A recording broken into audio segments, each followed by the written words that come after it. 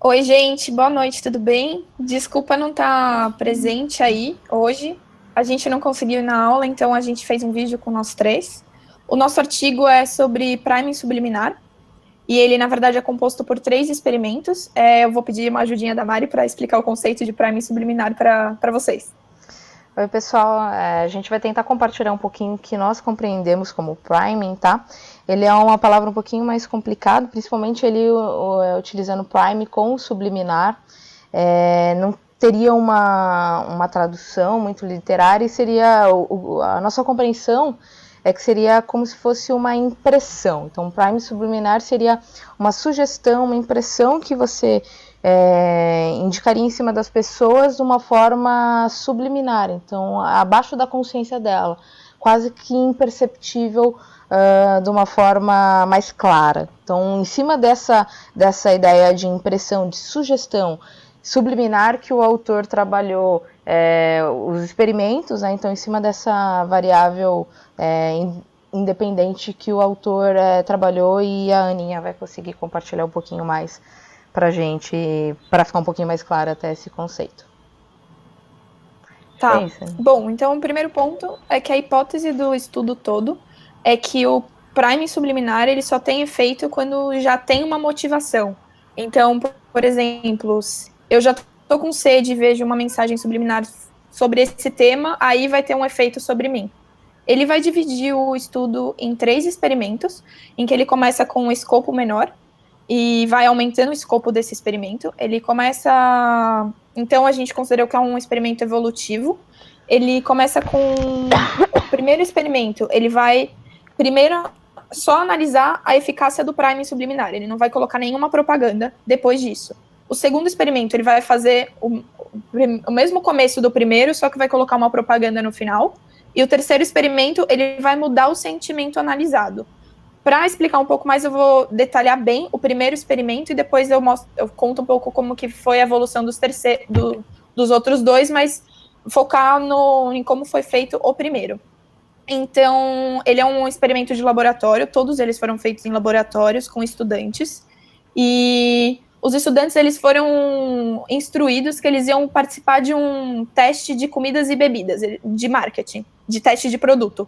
Então, eles foram instruídos a ficar 3 horas sem consumir nenhuma bebida e nenhuma comida.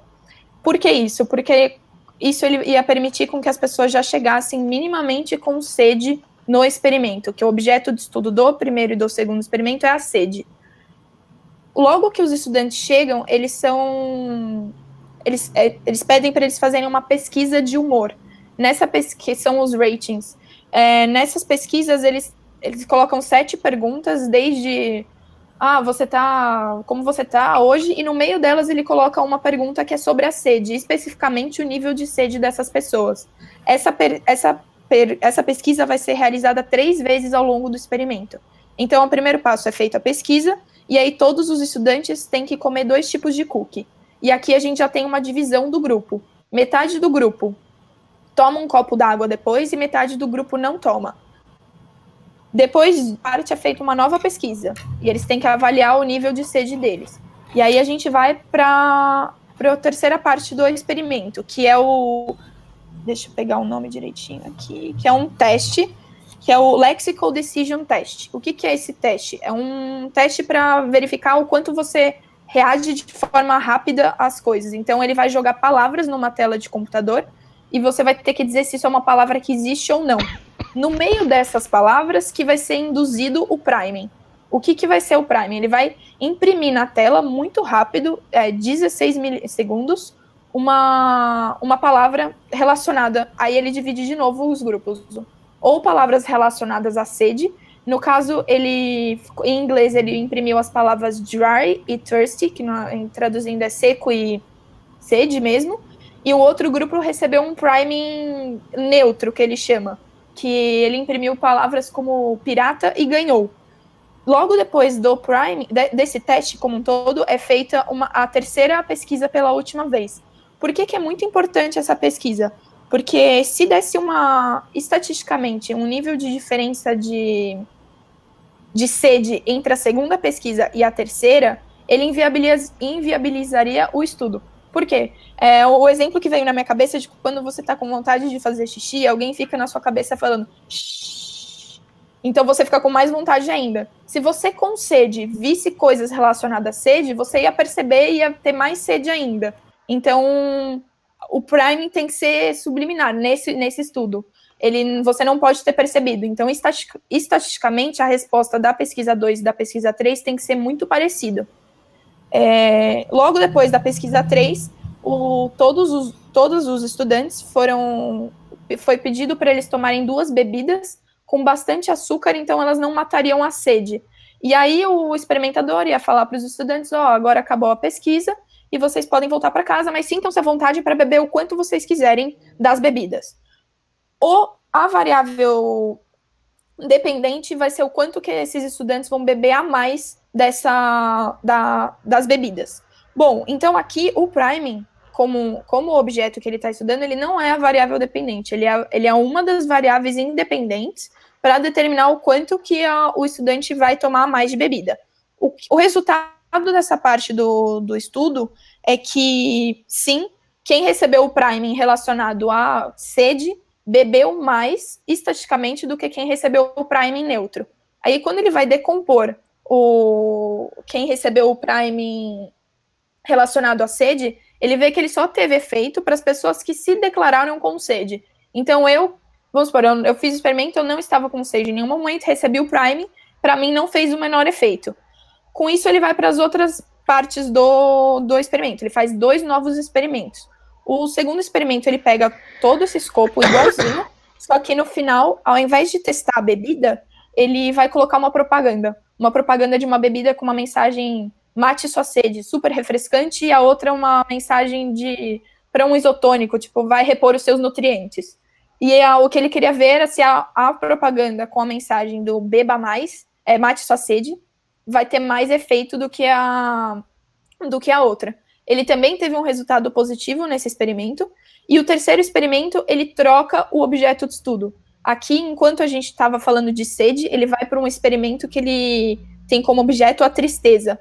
E aqui começa a ficar um pouco mais confuso para a gente, pelo menos que não somos psicólogos, porque ele vai fazer uma análise da tristeza, do quão propenso você está a encontrar uma pessoa depois do experimento. Então, mas enfim, o ponto é que ele, nos 3 experimentos, em diferentes níveis, ele conseguiu aceitar a hipótese que ele tinha, que é quando você tem a motivação, o priming subliminar tem efeito, e em todos os estudos, o priming subliminar ele vem como uma das variáveis independentes.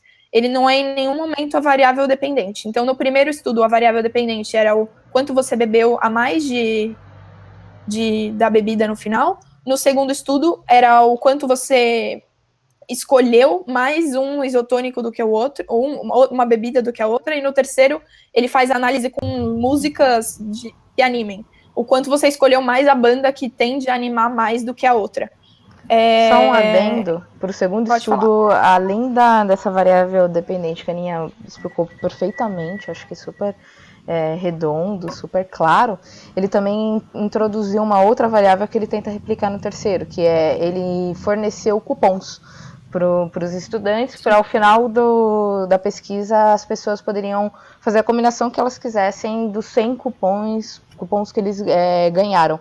Então eles mediam também como que era feita essa distribuição, se era meio a meio, ou mais para um, mais para outro, junto com as respostas de qual bebida que de fato seria a melhor bebida esportiva.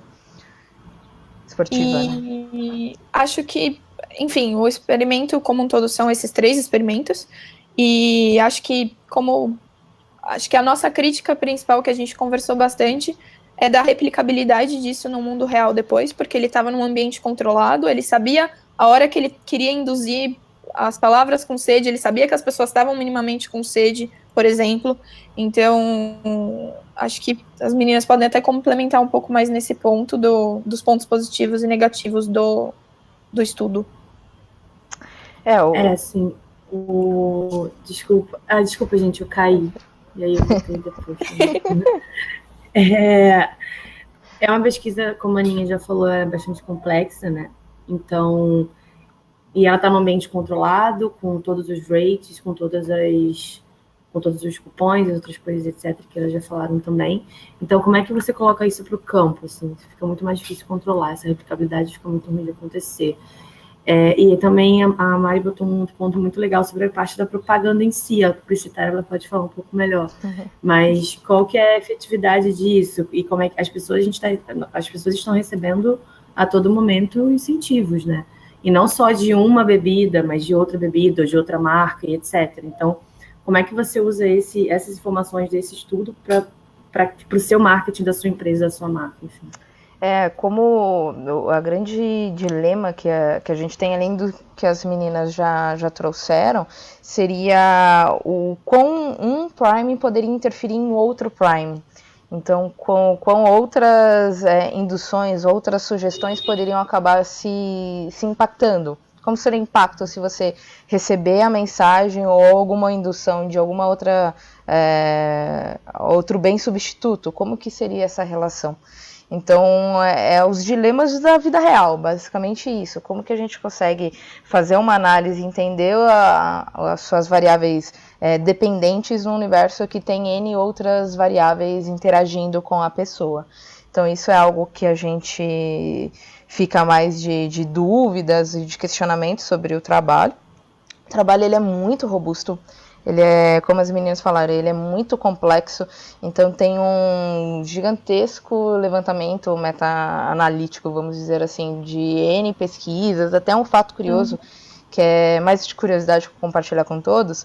A discussão de priming subliminar, ela surge, na verdade, na década de 50 e 60, o autor aborda isso no início do texto, com um dilema de mensagem subliminar. Teve um caso nos Estados Unidos na década de 50 e 60, de um publicitário que fez durante uma exibição de um filme no cinema, ele colocou algumas mensagens do beba Coca-Cola e compre pipoca.